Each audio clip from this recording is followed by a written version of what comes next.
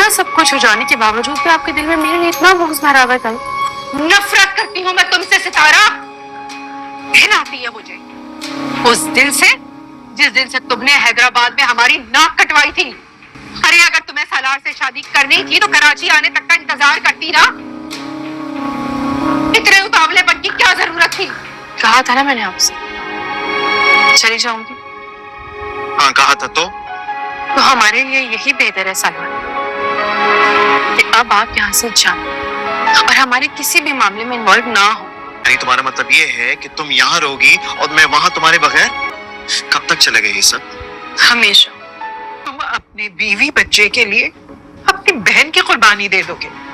ऐसा कुछ भी नहीं होगा अम्मी। कासिम है ना, वो इलाज करवा लेगा। उसकी बीमारी महरूमी और बदगुमानी है बेटा। सितारा अपने ताया के घर में किस तरीके से रह रही थी। शाहिदा ने उसका जीना हराम किया हुआ था और किरण और निम्मी ने इल्ज़ामात की हद कर दी थी, लेकिन फिर भी वो वहाँ पर ठीक थी। अब सालार ने उसको बाइज्जत तरीके से अगर अपने घर में रखा हुआ है तो उसके जो है ना, उसकी आंखें ही माथे से नीचे नहीं आ रही हैं। मतलब सालार जिसका एक टेम्परामेंट हमने देखा, जिसकी एक पर्सनैलिटी थी, उसकी पर्सनैलिटी के अपने अंदाज थे, उसका अपना एक खुददारी थी उसके अंदर। लेकिन अब जिस तरह से उसकी शादी हुई है सितारा के साथ, तब से वो बेचारा लल्लू बन के घूम रहा है। उसे समझ नहीं आ रही कि मेरी बेबी के मूड स्विंग्स हो क्यों रहे हैं।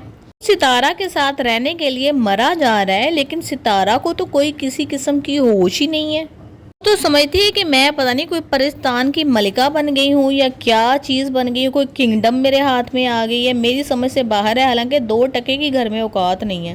फिर से आके वहीं अपने ताया के घर बैठ गई है जहाँ दिन रात इसकी इंसल्ट होती थी। मेरा ख्याल है इसको भी सुबह शाम छितर खाए बगैर और हांडी में बचा हुआ मसाला खाए बगैर ना इसको सुकून नहीं आ रहा।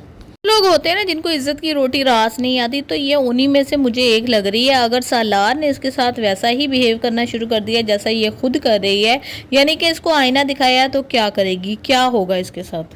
तुम्हारा वो है जो चोरियां करते फिरता है, डाके डालते फिरता है और गेमें खेलता फिरता है, जुए खेल रहा है वो।